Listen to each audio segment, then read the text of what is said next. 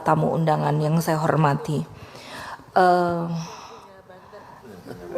Pada dasarnya setuju dengan yang disampaikan Bapak Presiden bahwa kita harusnya ada perubahan, yaitu menurunkan harga. Tetapi yang kita lihat yang disampaikan sama Pak Dirjen ini, kalau misalnya kita turunkan kembali untuk yang dibebankan kepada masyarakat, ini mengalami kenaikan.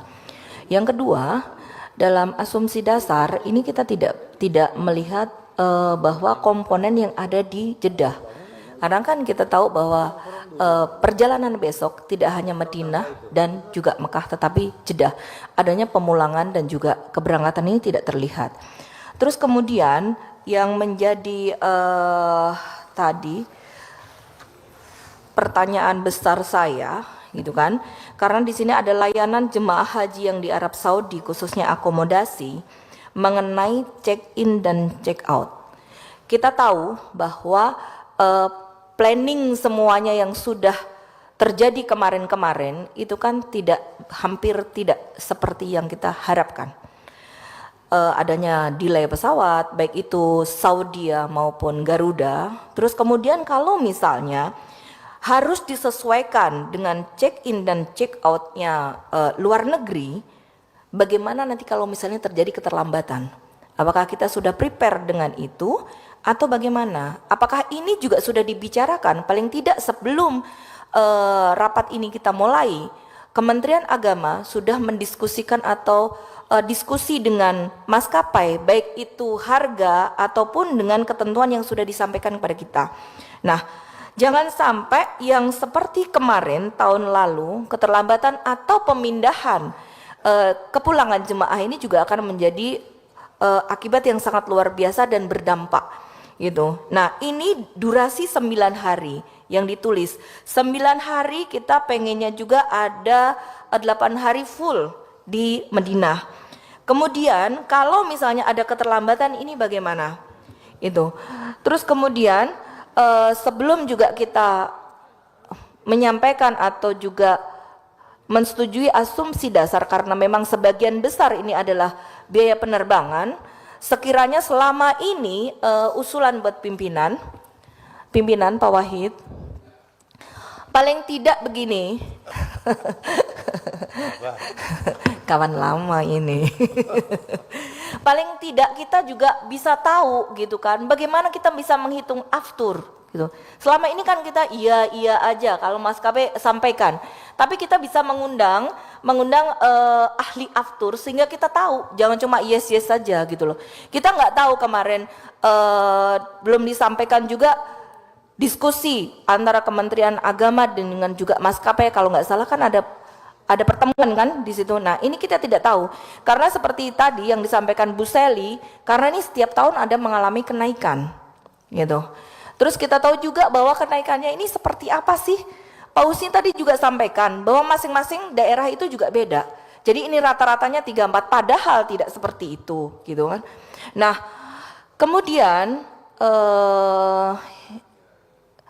matematika turun menurun dan sebagainya tadi 7 lawan 7 sama aja kata Pak Pasya tadi.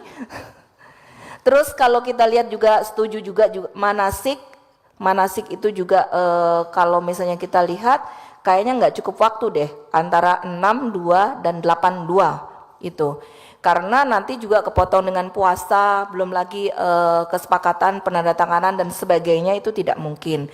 Terus kemudian kalau kita lihat bahwa ini ritme yang selalu ada, itu kan makan itu kan sendiri ya, makanan sendiri 16,5 kemarin aja banyak komplainnya setengah mati yang disampaikan Pak Dirjen, yang begitu menarik gambarnya tidak menarik aslinya, ya kan? Karena di situ ada ayam, paha dan apa, ya kan? Munculnya teri-teri saja gitu loh. Nah, rasanya itu ora karuan parae. Jadi nggak ngalor, nggak ngidul gitu loh. Dan kadang itu juga yang lansia ini juga tidak diperhatikan.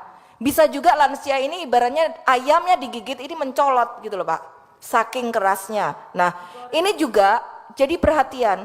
Bukan karena kita pengen menurunkan harga, tetapi nanti layanan dan juga fasilitas yang diterima jemaah ini berkurang jauh. Ini enggak banget gitu loh. Dan juga penekanan jangan sampai nanti yang disampaikan dalam rapat ini bagus-bagus, tetapi realisasinya di lapangan tidak seperti itu. Nah, ini kompensasinya apa? Kalau kemarin kan ya sudahlah gitu kan, yang penting udah dikasih makan gitu kan. Nah, kita pengennya tidak seperti itu. Dan apa tidak ada mungkin paling tidak kita ini kan sewa hotel, ya kan? Makannya itu apa enggak kita coba lah, biar tidak juga ribet nanti di dalam distribusi, terus kemudian ada juga yang tidak fresh makanannya. Bagaimana kalau misalnya kita mencoba untuk kita diskusikan dengan pihak hotel supaya dipenuhin dari hotel itu. Jadi hotel juga harus menyiapkan tempat makan, terus kemudian makanannya untuk jemaah. Jadi untuk fresh makanan itu bisa terjamin.